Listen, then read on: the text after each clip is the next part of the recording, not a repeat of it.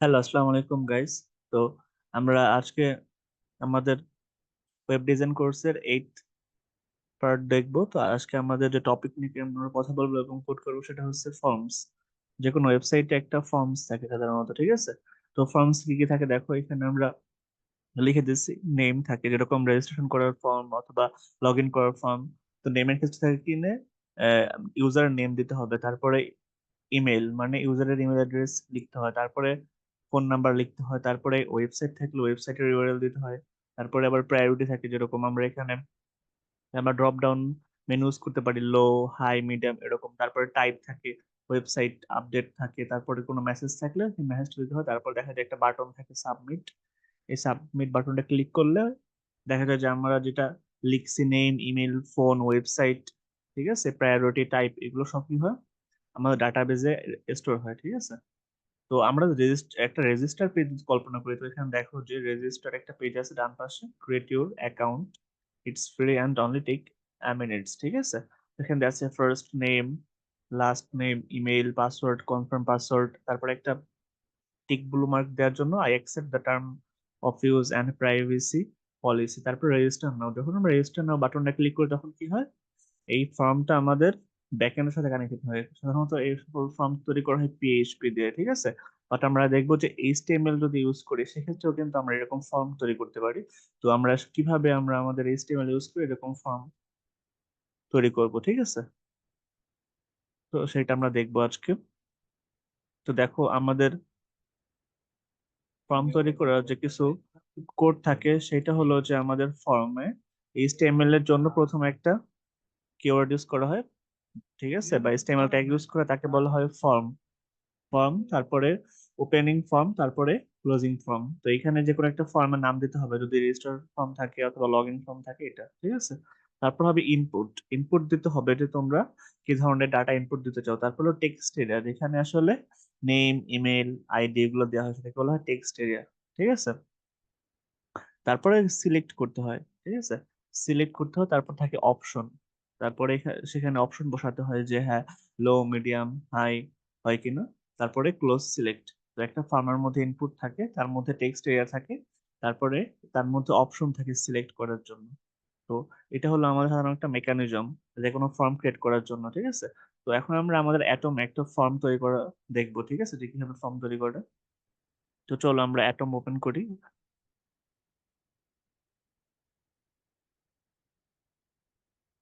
তো দেখো, আমরা অ্যাটমে চলে আসছি, আমাদের ওয়েলকাম গাইড দেখাচ্ছে অ্যাটমে আসার পরে। তো আমরা এখানে আমাদের ওয়েলকাম গাইডটা ক্লোজ করে দিই। দুইটা ওয়েলকাম গাইড আসে যখন তুমি ওপেন করো তখন। তো আমাদের একটা আগে ওয়েবসাইট ছিল এখানে ওপেন করা, সেটা দেখা যাচ্ছে, ঠিক আছে। তো ফর্ম যদি আমরা ক্রিয়েট করতে চাই, তো আমরা আগে একটা আহ, নতুন একটা উইন্ডো নিয়ে নেই এখানে, ঠিক আছে। নতুন একটা উইন্ডো নিয়ে নিচ্ছি আমরা, ঠিক আছে। তো এটাকে আমরা আগে ফর্ম লেখার জন্য, তো আগে ওইটা আমরা শেয়ার করে দিই যেটা নতুন নিচ্ছে এটা, কারণ এটা দুইটা ওপেন করলে একটা থাকে আর একটা বের হয়ে যায়। তো আমরা শেয়ার করি এটা, ঠিক আছে। তো তারপরে আমরা ফর্মের জন্য একটা কোড আছে, কোডটা দেখি।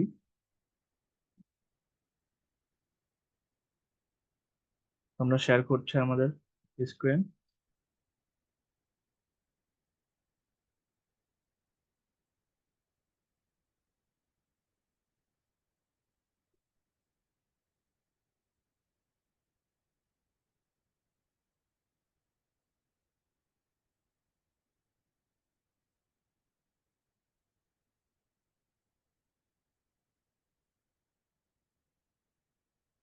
তো আমরা এখানে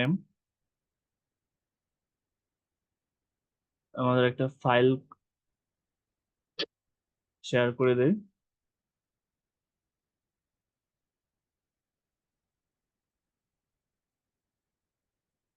তো এখানে আমরা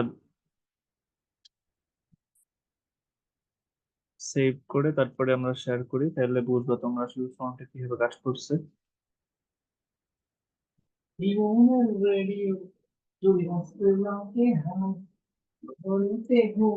তো চলো আমরা শেয়ার করি এবার।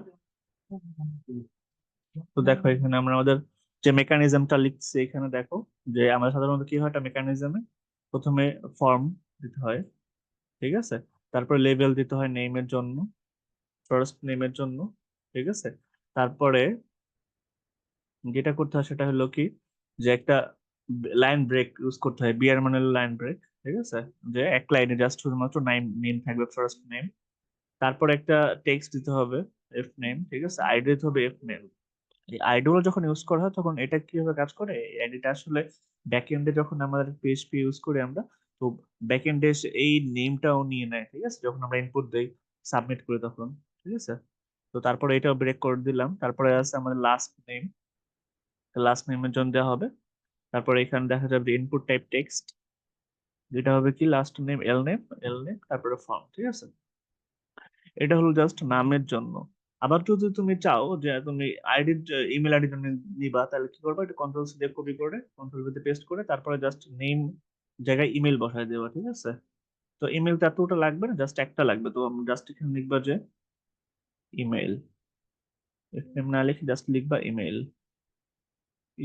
EMAIL ইমেল, ঠিক আছে। তারপরে লিখবা যে ইমেল অ্যাড্রেস, এখানে email address, ADDRESS, email address, ঠিক আছে। তো এরকম ভাবে গেল নামের জন্য, ইমেল অ্যাড্রেসের জন্য, তারপরে পাসওয়ার্ডের জন্য আলাদা আলাদা আবার এরকম নিতে হবে, ঠিক আছে।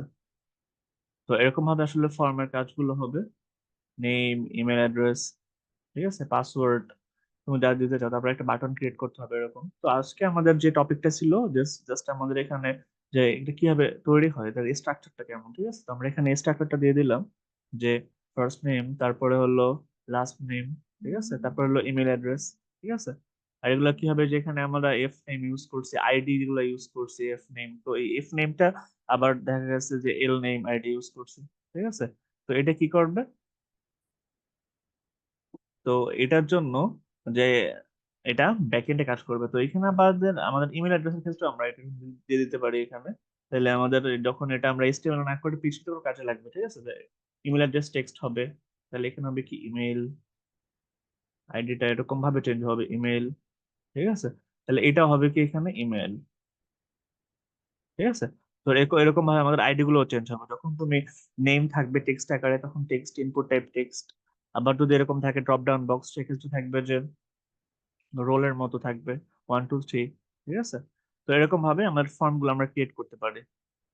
তো এই পর্যন্ত ছিল আমাদের ফর্মের ক্লাসটা আজকে, ঠিক আছে। সবাইকে ধন্যবাদ।